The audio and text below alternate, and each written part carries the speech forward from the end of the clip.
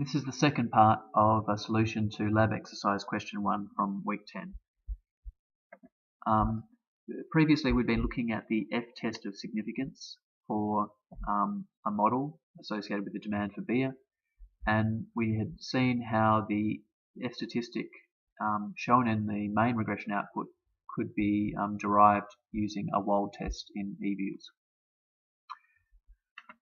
Next, I'm going to show you how this figure is actually calculated, what's going on in the background to get this 29.54.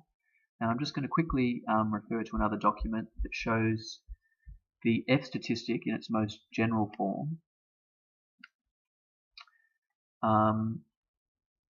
This requires us to estimate an unrestricted model where we're not imposing any restrictions on the ability of the model to fit the data. We find its residual sum of squares. Then we re-estimate a model by imposing a number of restrictions on it. This should reduce the ability of the model to fit the data, and we should get a larger RSS, which will be called the restricted residual sum of squares. And we're interested in whether the residual sum of squares goes up by a lot or a little when we impose these restrictions. If it goes up by a lot, then it's unlikely that the restrictions are true. If it goes up by only a little, then it's more likely that the restrictions that we've imposed on the model are true. And a particular version of the F-test is to test the significance of the model where we have this null hypothesis that all of the slope coefficients are equal to 0. And that F statistic is calculated in this way, and that's what we're about to do in eViews. So over to eViews now, and up here I've already pre-entered a number of commands which are going to save particular values for me. Once you've, or immediately after estimating an equation, you can save various statistics associated with that equation. So this first command is telling eViews to save a number for me, that's the scalar. I'm choosing to call it RSS, and eViews command to access the sum of the squares of the residuals is SSR. So if I hit enter, eViews has produced that calculation. It's 0.0899, and if I look back at my estimated model, I can actually see, oh, there's that figure there. So eViews has just saved that number for me. The next thing that I want to do is to save. Notice that the output here doesn't actually give us the total sum of squares, but I can derive the total sum of squares from the standard deviation of y, this figure shown here.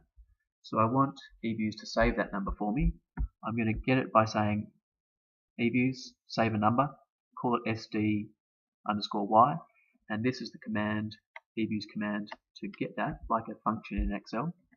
I'll hit enter, and that number of 0.133258 that we saw in the estimation output has been saved. Now, back to this other document.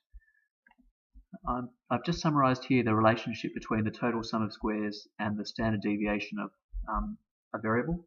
So this is coming from the formula sheet that was distributed in week 6, and it's just the standard, or the normal sample standard deviation calculation.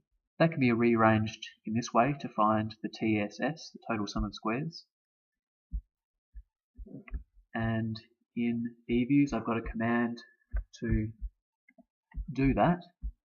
I'm saving something called TSS and calculating it as the standard deviation of y that we just named, squared, times the number of observations, there it is there, minus 1. So that saves me a number, the total sum of squares, and I can now calculate the F statistic as shown in that previous formula as the total sum of squares minus the residual sum of squares divided by k, the number of regression coefficients, minus 1, and all of that divided by RSS divided by n minus k. And having done that, I can go and have a look at my fstat. 29.54377 I've calculated, and that is the same figure as eViews had produced for us. There's a third part to part 4 of part D, and that says to show another way that this F statistic can be derived by actually estimating the restricted model where all of these coefficients are assumed to be 0. Very quickly, I can do this, estimate this restricted model by going to estimate equation using the same dependent variable, but now just regressing that on a constant. I'm assuming that all the betas are 0, so I could just remove those terms from the equation specification. I do that estimation. I'll save that as model R1, and notice there's the sum of the squared residuals there. I'm going to calculate this new fstat to as. Now, because I just re-estimated a new model, the number that is sitting in SSR right now is that one. I'm going to access it without saving it directly, like that, minus the residual sum of squares that I already saved for the unrestricted model,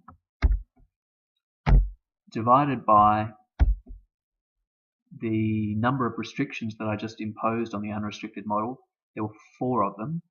I made each of the betas, the slope betas, equal to 0, and then that needs to be divided by the RSS divided by, again, n minus k.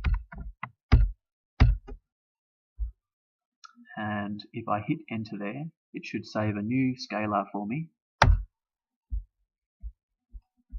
There it is there, with the same value that we've seen previously, but just calculated in a slightly different way. So that version was using, back to our formulas here, there I was essentially using this formula. I'd estimated a restricted model, which I'd not done previously, and then applied the rest of this formula. Now, part 5 of part D says show how the p-value for this test can be calculated using an eViews command. So I'll just calculate this without saving it. I can calculate it by using the command @fdist, which just is a command to calculate a p-value, and I need to tell it the F statistic, which is 29.54377. In fact, let me be more precise and actually use fstat there. Then I need to tell it the number of numerated degrees of freedom, which was this 5 minus 1 k minus 1, that's 4, and denominated degrees of freedom, which is this one here, 30 minus 5 is 25. I do that and I get this tiny figure of 3.8 times 10 to the negative 9. So that is essentially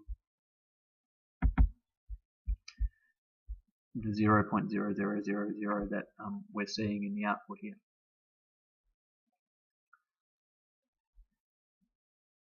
Now, I'm just approaching the 10-minute mark in this video, so I think I had better stop there at the end of this F test of significance and just do one last video where I go through the final 2 requirements of this question.